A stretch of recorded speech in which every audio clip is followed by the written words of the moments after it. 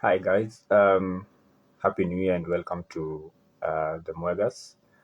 I think it's been a wonderful 2021. 2020 has been an interesting year, and right now in 2022, now that we are starting in 2022, I like to wish you you know uh, good things, health, wealth, everything, all those nice things. Anyway, I have a few issues I want to raise, a few thoughts, if I might say. And also, I think I might say also a few questions, which I think it is important that we should ask each other as a people or as a community. Um, we've been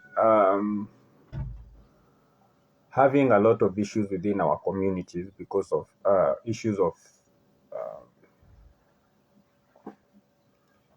how can I put it in a nice way? Um, Issues of let me just say iniquity, right? And let me just start from there. The issue of equity. The way the development partners and CSOs put it is that the playing field has not been level, and so people or certain people, by certain people they mean women, have been sidelined in this community, and they have decided that it is because of the patriarchy, right? It is because men allegedly sit at the top of the hierarchy in the community or in the society, and so that um, then means that the men have been um, actively oppressing women. And so equity is needed in order to, uplift those people who have been historically sidelined, historically discriminated, and so uh, policies, uh, steps have to be taken in order to ensure that those people who have been historically discriminated and sidelined are uplifted to a certain level. And so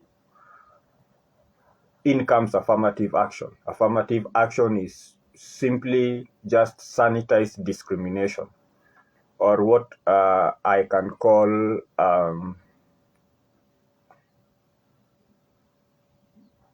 like official accepted discrimination. Because if you say that you want to uplift, let's say, women, if you look at a workplace and you decide that there are too many men in that workplace, first of all, just that analysis shows that you're being sexist, like off the bat, right? Why would you care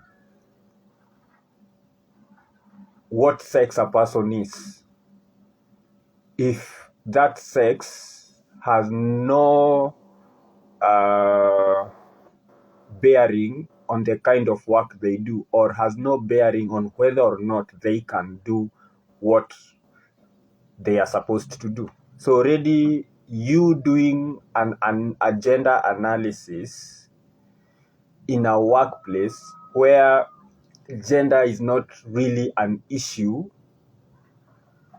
like I'm trying to find um, a type of employment or a career where gender is the most important thing. Like, okay, let's take for example, pilots. So you do a gender analysis on how many pilots are women. So now off the bat, the question is, why would you need pilots to be women? What is it about women that makes them good pilots? What is it about their sex or their gender that has a bearing on a person's ability to fly a plane? Okay, you do that. And then you realize, actually, we have very few female pilots, right? And then you say, this, the career of aviation or pilots is not gender sensitive. Just because you just did a gender analysis, did you find out whether or not women do apply to become pilots, like pilot school, whatever that is, whatever they call it? Do they apply? Is there a policy that actively stops women from applying, or actively segregates women when they apply, or actively stops women from graduating when they are in school? Have you looked at that? If there are policies that are putting barriers to women not applying to pilot school, or when they apply, when they get to school, that actively stop them from attending class, doing what is needed, graduating, then you have an issue, because then that is systemic. That is something which is actively stopping a certain sex, a certain gender from getting what they want. But if women are not applying to pilot school, if women are not interested, or if a large enough number of, because we have female pilots, right? So if a large number of women are not interested in becoming pilots, then that whole analysis is nonsense. Yes, there are less women there because women do not want to be there. We still have agency, personal choice, right? If I don't want to be somewhere, why would you tell me to be somewhere where I don't want to be? Okay? There are a lot of women who are in the social sciences, so things like gender studies, psychology, hospitality. So are we also going to tell men, are we also going to go into hospitality industry and say, we have too many women? Okay, so we need to get more men here. So if a woman applies for a hospitality course, she's denied. She's told, no, you have to either be a pilot, an engineer, or a scientist, right? We are not taking any more women in the hospitality industry. And then we also tell men, we are not taking men into the mechanics, into plumbing, into bricklaying, into carpentry, into welding, because we need more women. So a woman who applies to be a pilot is told, no, actually we don't need women here. You have to be a welder, or you have to be a carpenter, or a bricklayer. You have to be all those other things, or a plumber, because that is equity. Because if you look at the plumbers, very few are women. So we need more women to become plumbers. So let's not just be looking at these high posh or high profile jobs and then claiming discrimination. You have seen a lot of people crying for in parliament that we don't have enough women parliamentarians. The whole point, how do you become a parliamentarian? It's by election. So you go to the people and get elected. Unless there are laws which are telling women you can't become an MP, you cannot go to IEBC, submit your papers, if you have the same qualifications as a man, then you are disqualified because you are a woman. We have nothing of that sort. However, we put in the women rep position, which is just we are just hemorrhaging money because we just put a position because we wanted numbers. And the question is, how many women reps have really changed the landscape in terms of laws which have been passed, development issues which, because they came in, that's why we have these things. Can we do an analysis of that, of the women rep position? Right? Has it improved, or is it just the way it was? Okay. If we are saying men and women are equal, so that now I want to come into equality. If we say men and women are equal, that means they have to be treated in a similar way. It means that a woman, when she brings her papers, she's qualified, she's given the ticket, she goes to the party, and if she makes it through the primaries or whatever the party does, whether it's a party leader who is appointing, whether there are primary elections done, and now she goes to the people and asks for votes. We have seen women who have beaten men over and over and over and over again in politics, in parliament, as governors, as senators. We've seen people who have gone against enough men, not just one man, a number of men and won. So what is stopping other women from doing that? Why do we need to say we need more women, so that we are putting affirmative action in place, which is active discrimination against men? Because the women rep position is, if we are talking about equality, it goes against the spirit of equality, because you're propping one sex, one gender above the other.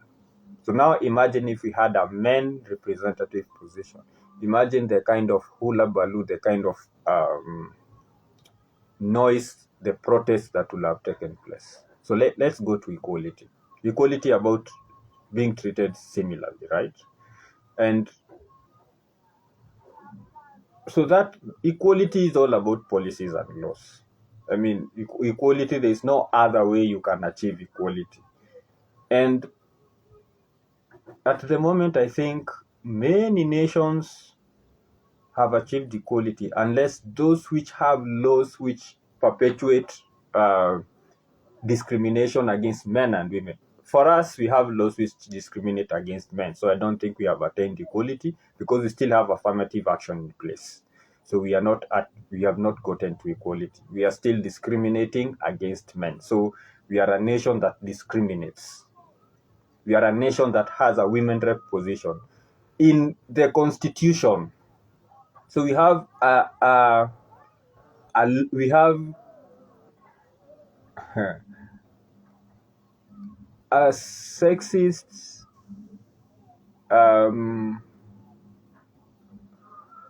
constitutional article that puts in place a women rep position. If I am not wrong, I think the women rep position is constitutional, and that's why it has to be there. If it was enacted by parliament, I could be wrong. I could be wrong. Okay, maybe it's not constitutional. Maybe it is something which was enacted by parliament. However, it is still wrong, whichever way you look at it. Now, equality is also, the only way you can achieve equality is by policies and laws, because there is no way in a practical sense that you can say you are practicing equality, because and people will have their own thing, right? There are women who don't like men. There are men who do not like women. You cannot force people to like the other gender or the other sex.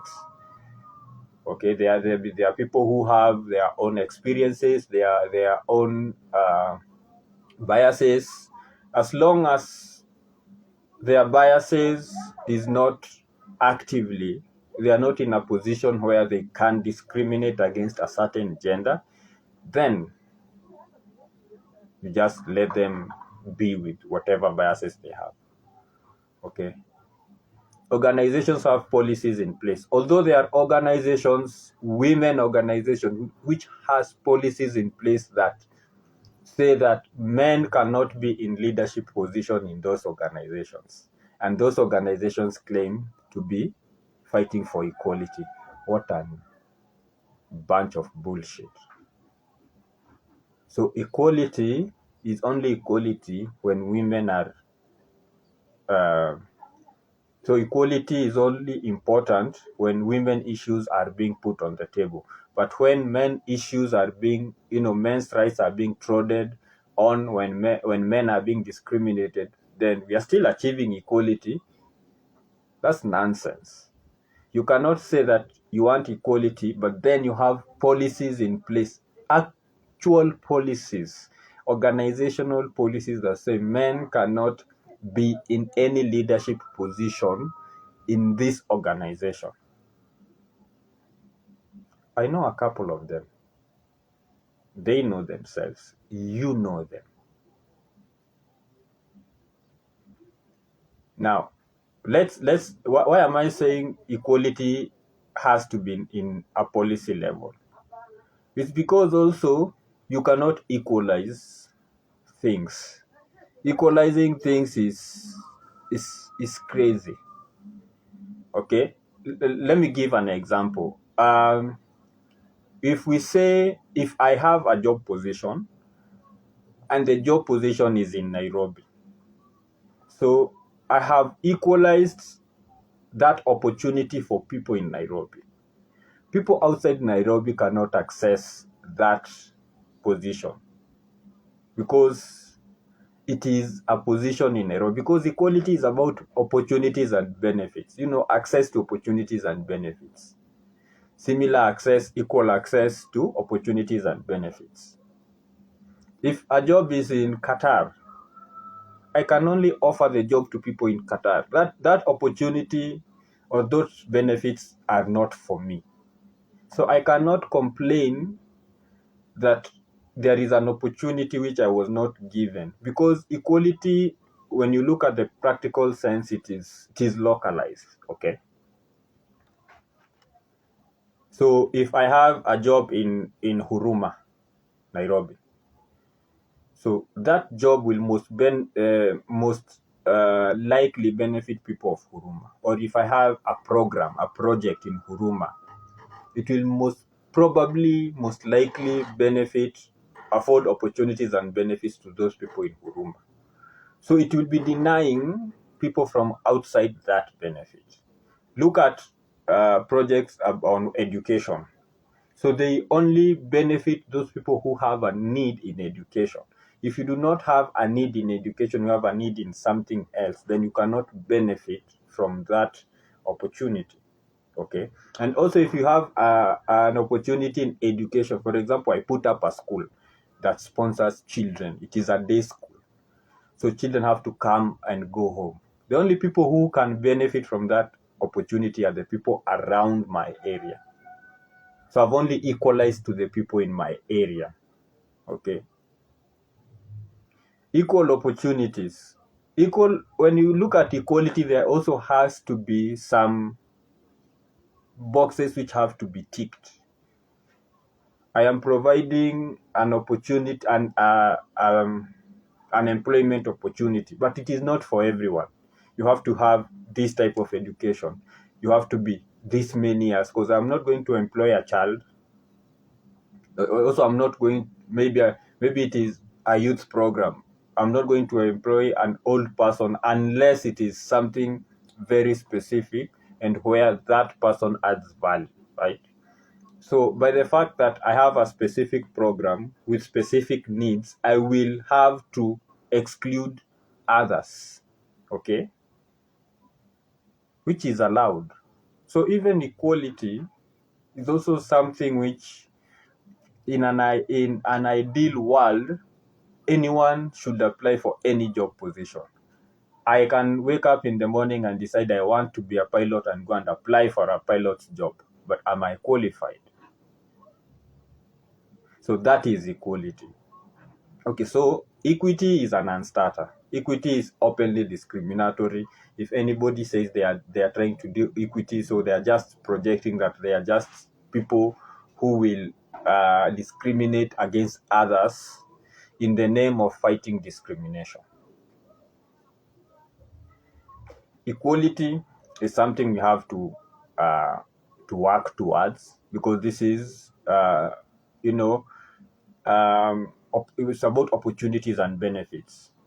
If there is an opening, for example, Kenyatta University says it's doing an intake for architectural sciences. Anyone interested can apply. If you meet the criteria, you can apply. It does not matter whether you are Kenyan, non-Kenyan, male or female. That is equality. And then they are going to vet. And when they vet, if they select people because of equity, then they are going to discriminate against others, because there are people who are qualified who have been blocked because they do not meet as criteria which they do not have control over.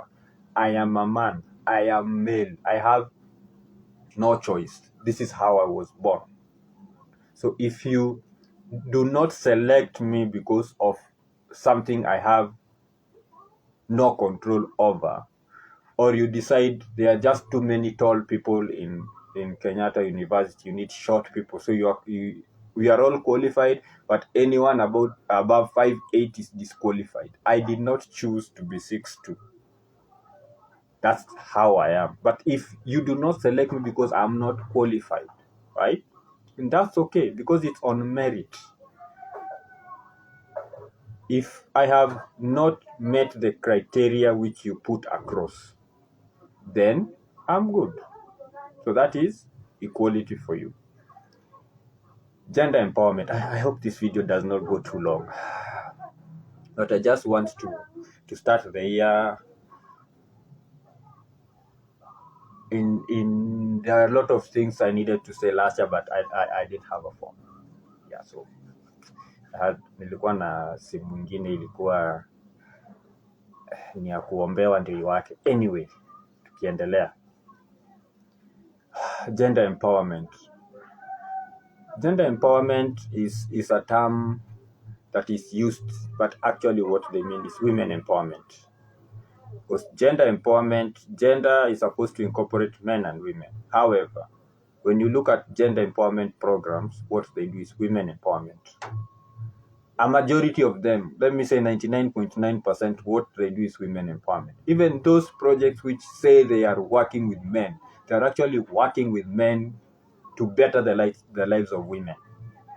So that's still women empowerment. If you are engaging men so that they stop violence against women, that is women empowerment.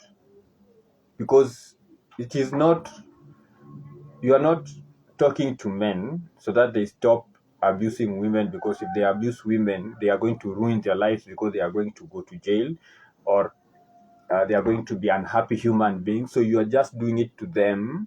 Yes, it is about them not abusing women, but actually because it is going to benefit men. But most programs, they just stop at, we are engaging you so that you stop abusing women. So that just says that it is a women's program targeting men. So that is still women empowerment. It is fallacious, it is wrong to try and paint gender empowerment as something that benefits men and women. Right? It's true, Max, it's true. That's why a big number of thugs out there are men, because they have not been empowered. Right? The only way they are engaged by these civil society organizations is so that they don't do this and this to women. Right? If you just go online and type scholarships for women, you will have pages and pages and pages and pages of opportunities for women. But just go and type scholarships for men and boys. I will be surprised if you get one page. I would be surprised if you got one page. But for women empowerment, especially when you look at issues of scholarships and education, just go do women empowerment programs. You'll get articles upon articles, organization upon organization, but men empowerment programs.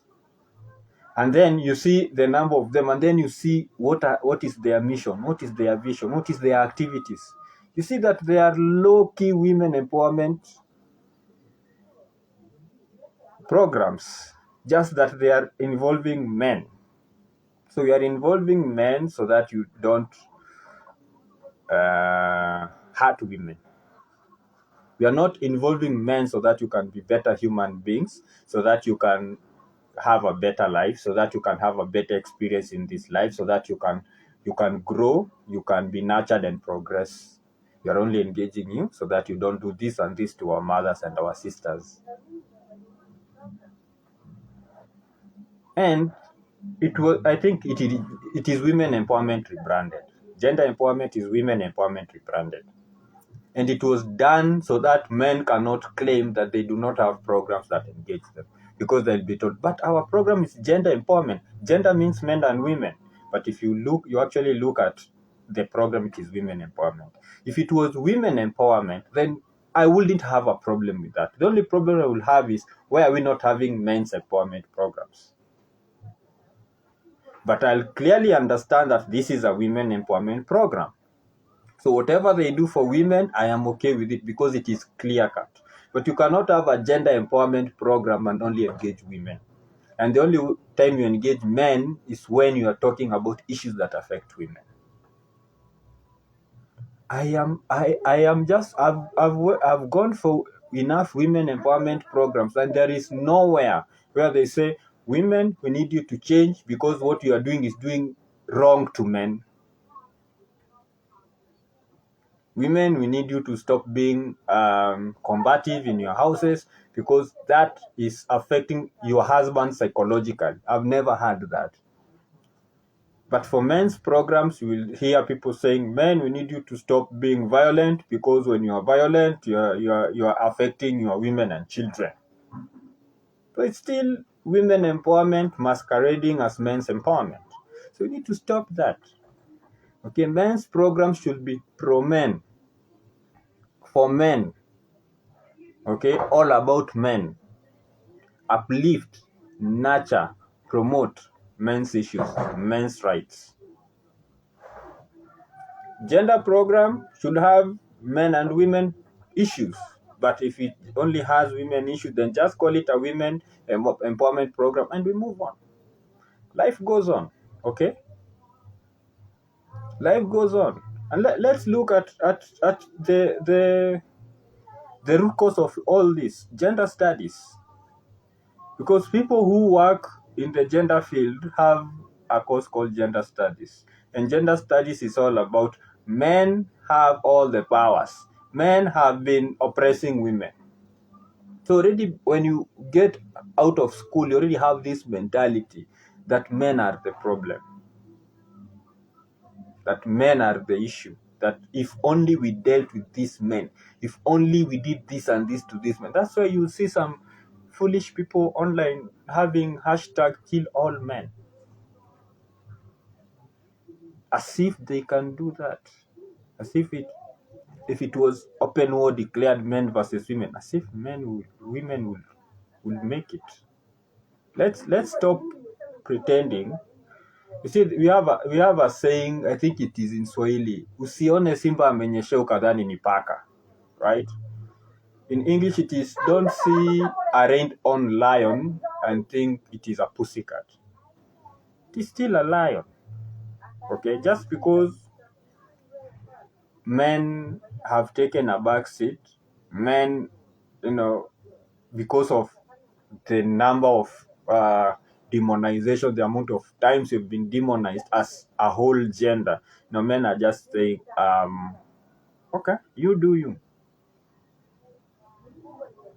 You do you. Because a lot of gender studies is about women, we need to take power away from men. Okay. If you think I have power, come take it. What power do you think I have? Come take it, and let's see what you do with it. Right?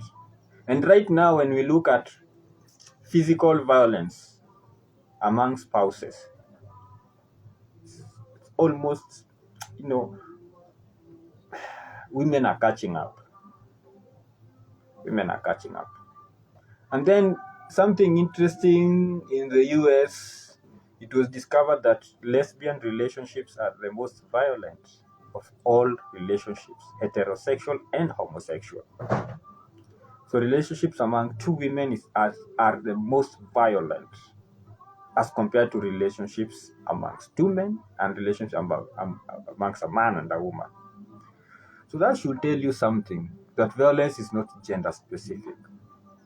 So when they say men are violent, but then when we would expect that a man and man relationship, the gay relationship between two men, will be the most violent because this man is violent and this man is violent. So when they come together, they should be violence squared.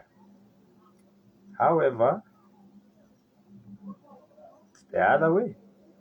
Woman and woman is the most violent. Because I think the society has raised women not to be accountable for their actions. A woman will stand in my face, shout at me, call me names in public, and know that there is nothing I'm going to do to her. Now, unfortunately, when she does that to a woman, then you cannot say it's a man beating a woman, right?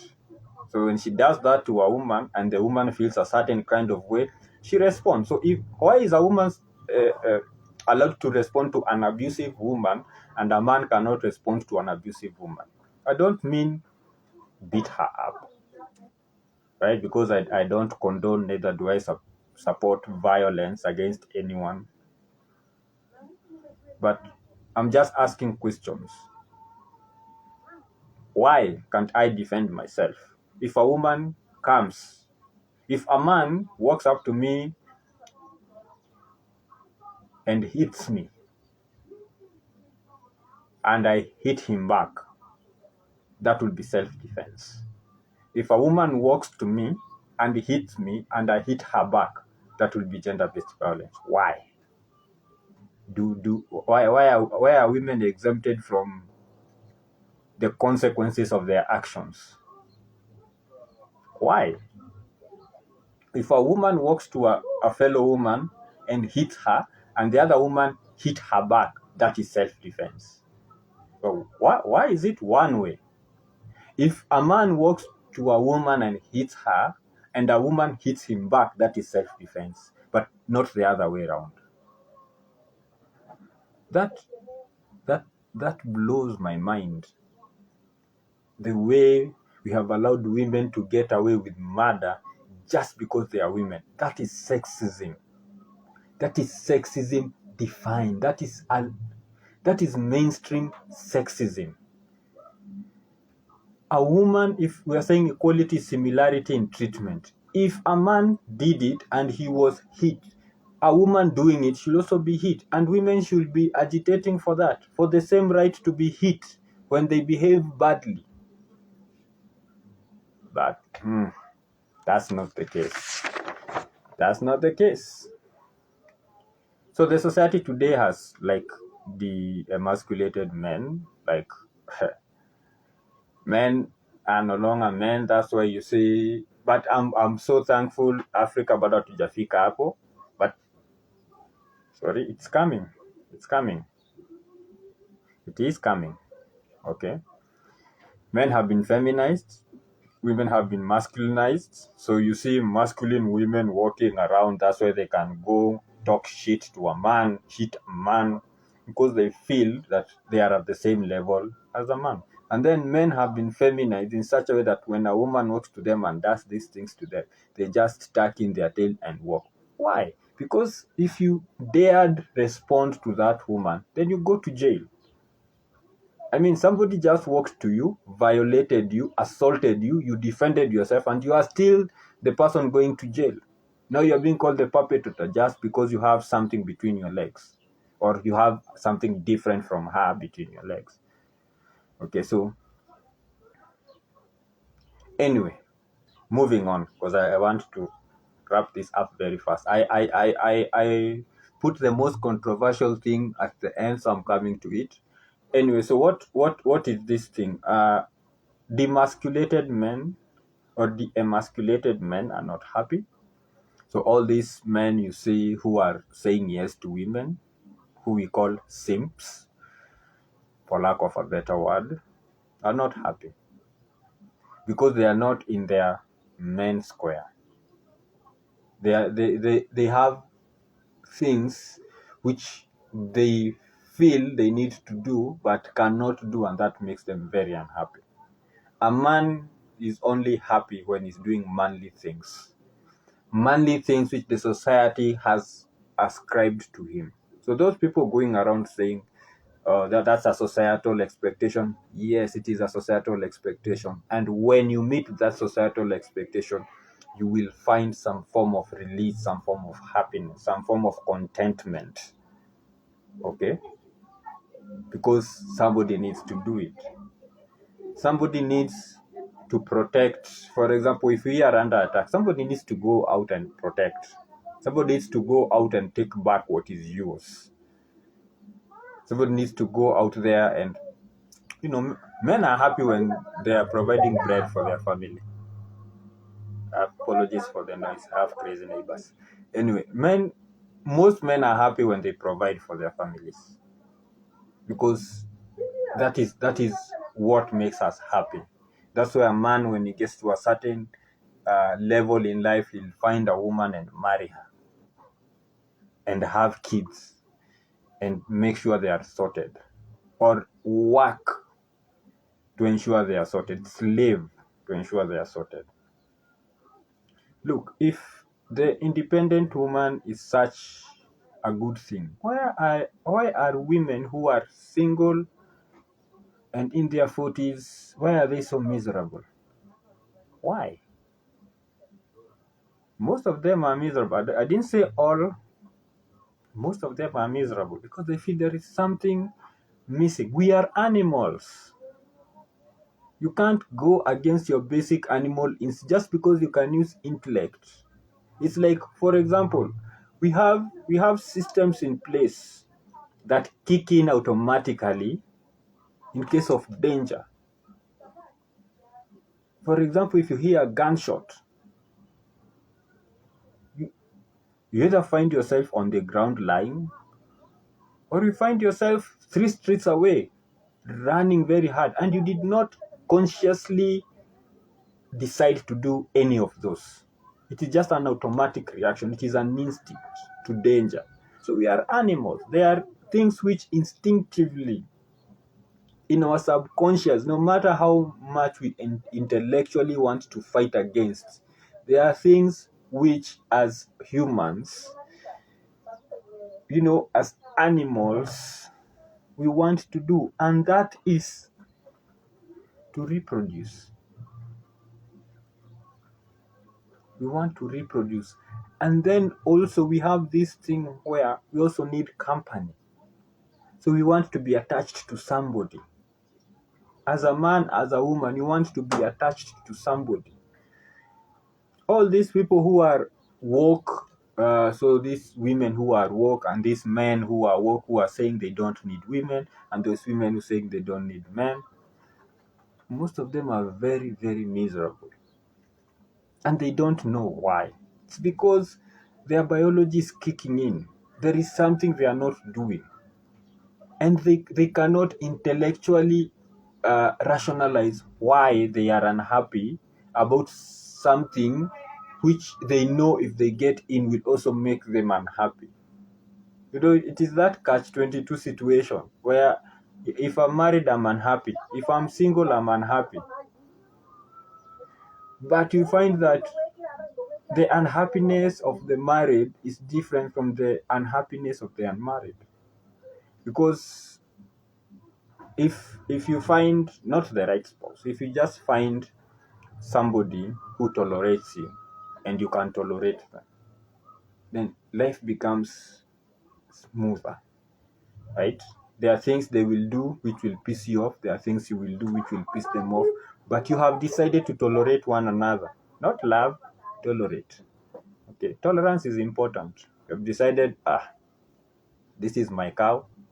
Let me live with it. And they have decided this is my sheep. Hii ni kondoo yangu, wacha niishi nayo. Anyways, tukisonga. Now, I want to talk about the most controversial of all the things I wanted to talk about today, and then I bid you a good morning and a good Sunday and a happy New Year. Let's talk about spousal battery. There is something about spouses beating one another or fighting that we do not want to engage in. And that is why this issue is not ending anytime soon, because we are being disingenuous in the way we engage. Because we try to do it one way, and the way it is done, it is done to make the men look bad. So if a man and a woman have been fighting, most probably the person who will be arrested will be the man, even if the man was the victim. So like off the bat, the man is wrong, so he'll be put in chain handcuffs, he'll be taken to the police station. It is only after investigation that they realize that, oh, wait a minute, he is the victim. So where is this mentality that the man is always wrong when it comes to domestic violence? Where did it come from? That the man is always right. He's always in the wrong. The man is the problem. So the police just show up, they arrest the man, they go. Then they realize, actually it is the man who was being beaten, he was the one who was being violated. Then they have egg in their face. And then, they will not even apologize. Just release you, and most probably the woman will not be arrested. So on domestic violence, on spousal battery, on any kind of battery, let me repeat this. I do not support, neither do I condone violence. I'm just asking questions. Because it's only in the asking of questions that we can get answers, that we can actually just go in and dig in. And those people who will be offended, those people who will call me whatever labels they like to call enabler, whatever, go ahead. It's all right. It's all good. Do you? Violence does not just happen. Battery does not just happen. There is a cause. What you're saying is the effect. Battery is the effect, but there is cause. Physics, cause and effect. I mean, it is in the sciences. It is the way it is written in the what, the source code of the universe. Cause and effect. If you look at the effect, you can determine the cause, or you can go back and what caused this. For example, if a building collapses, that is effect.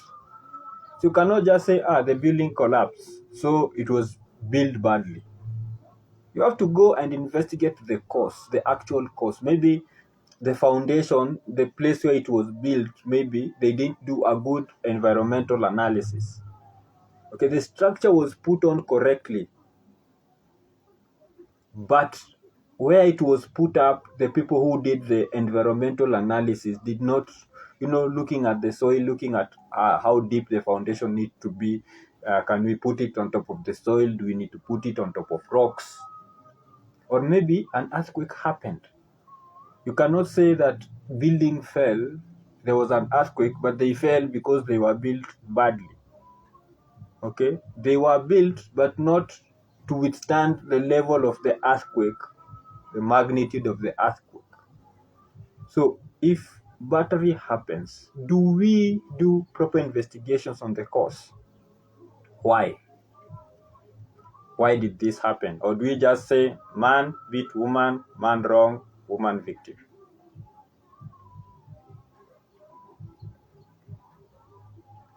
Two things can be right at the same time. Man wrong, woman victim, but still look at the cause. There is something which I think we have not looked at, which is called the instigators. People who instigate. There are people who are very good at instigating. Right? There are people who are very good at instigating. And those people there needs to be something addressing the instigators. Okay? There needs to be something that addresses the instigators. Because I come in as a man, I come in, I call my wife bad names. I verbally assault her. And then she gets to the breaking point. She picks up um, a seat and hit me on the head with it. Okay? So, yes, her hitting me on the head with the seat is wrong. But then also, me verbally assaulting her is wrong. So those two things can be correct at the same time.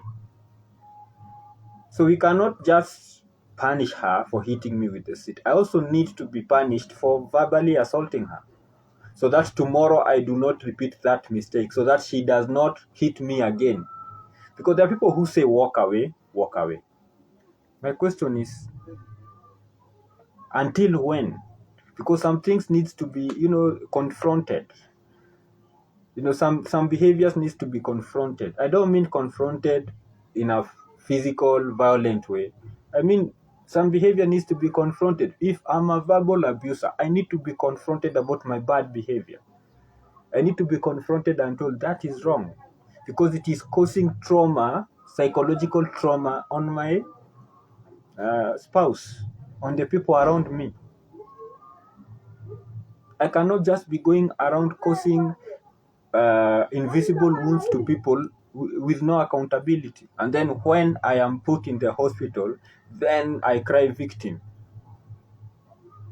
Okay? Very few times does violence just happen out of the blues. Very few times. 50% to 60% of the time, it was two people fighting one another. You throw a blow, she throws a blow. You hit her, she hits you. So that's a fight. So two people fighting. Okay, it is wrong that they are fighting, but they are fighting. Okay, and like any fight, one person will come out on top. One person will land that blow, that just like boxing or whatever other physical sport is, even wrestling. One person will come out on top. But it was a fight. Two people were fighting one another. So there is no victim and there is no perpetrator. They are both victims, they are both perpetrators. Two people are fighting. That's 50 to 60% of the time. Okay? It's only like point something percent or less than 1% where just somebody just comes out of the blues and starts fighting. But we don't want to talk about this because it is emotional, right? We feel a certain kind of way. We approach it with our emotions. We don't want to look at it rationally and say, okay, Mwegas, ulichapwa, bibi yako alikuchapa, hebu tuambie ilifanyikaje mpaka ikafika mahali unachapwa. Then I tell my side of the story. Then my wife is called and she tells her side of the story. And then people say like, Mwegas, wewe kwa nini ulitoka tu kwenye ulitoka kwa kuja kutusi bibi yako?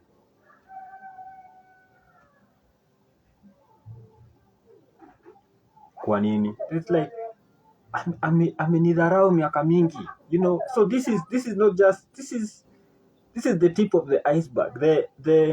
The altercation is as a result of very many months, maybe many days of issues, of filing issues, of people doing things, and the person keeps them and then explodes into violence.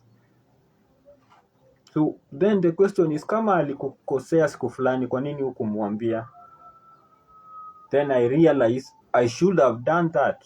If I had addressed the issue when it happened, I wouldn't have piled it up to the point where I just came and started verbally abusing her, to the point where she responded or she reacted by hitting me with whatever she hit me on the head, and that's why I'm in hospital.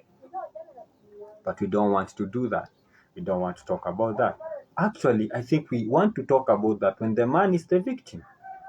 But when the woman is the victim, we don't want to ask her, okay, mama fulani, kwa nini ilifikaje hapa vita ikatokea?